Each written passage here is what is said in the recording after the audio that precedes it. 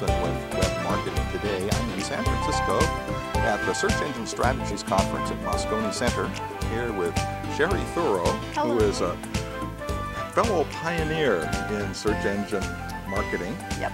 And today I wanted to ask you to help explain to my viewers, how do you set up the information architecture for your site and the site navigation? I'll have to have you define. What is information architecture to start with? Information architecture in a nutshell is how you organize content. It's how you group items. So for example, on a website you might put all graphic images in one file folder. You might put all videos in one file folder, which is a good idea. It's also how you present, the order that you present things. So what do you put on your navigation bar or your toolbar? What's first, what's second, what's third, and why you do it. And what links do you put in your footer? And information architecture, as you can see, eventually becomes site navigation. So it's how people organize their site so that it doesn't drive you crazy because it's all over the place, and it's easier for your visitor to figure out. It makes everything easy to find. It makes your contact information easy to find. It makes your products easy to find, not just on Google, but also when people get to your website, they can find exactly what they're looking for. So information architecture, you get it right from the very beginning. So how do we start? Perfect. How do we start with this process? You'd be very surprised. Okay. Surprise me. A search engine optimization professional would tell you to go to Google Keyword Research Tools or Yahoo or Bing Keyword Research Tools. Right. And I've been a search engine optimizer for 15 years, and I would never tell you to do that first. Okay. What would you tell me? I would tell you to pick up the phone and talk to your customers and talk to people in your target audience and talk to them and ask them, what would you like to see? If you have an existing website, what do you think we're doing well? What do you think we're not doing well? And believe it or not, the very people you talk to are going to give you the words that they want to see. And these might be words that you'd never see in a keyword research tool. And I see that happen a lot. I've also seen people talk to the customer service people. Who is the person that answers the phone? In fact, a lot of websites have frequently asked questions sections. And you know where you get your frequently asked questions? Who's the person that answers the phone the most? They can spit out all of your frequently asked questions, and that will totally get you into the mindset of the very people who use your website. Then go to the keyword research tools. Okay. And how do the keyword research tools help you at that point then? Well, if you hear the words from your customers or your target audience and you see the words in a keyword research tool, then you know you need to use those words definitely without a doubt on your website. It reinforces it. Exactly.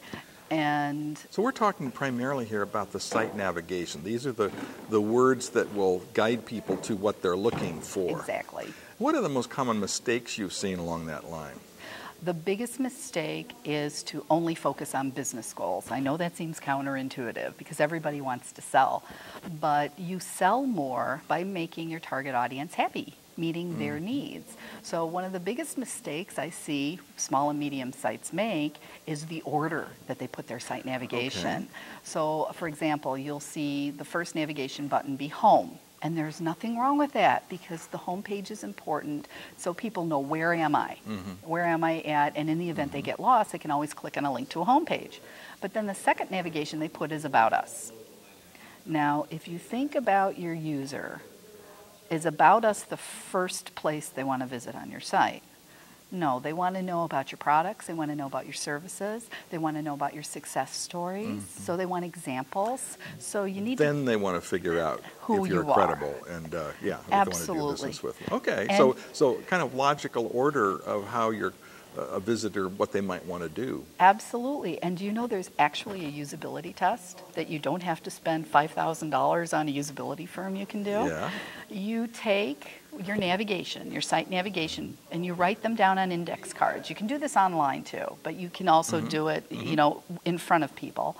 And you ask people, here's my site navigation. What's the order that you want to see these? And, you know, you get 10 people in your target audience, and, you know, give them a discount. You know, do something nice for them because they're taking the time to give you advice. I've even done this for my own site. And guess what? The order that people wanted to see things on my site was not the order even I came up with. So really listening to your customers. And guess what? Believe it or not, the big brand companies don't take the time to do this. So you can. So you heard it here first. Yeah. Thanks for sharing with us, Shari. Now tell me about your business and what you do. I am a search engine optimization professional, but I am also a usability professional, website usability. So we do usability testing as well. Yes, we do the $5,000 usability tests, but if we can save people money, we will. And web developer. So I'm one of those odd people, odd companies.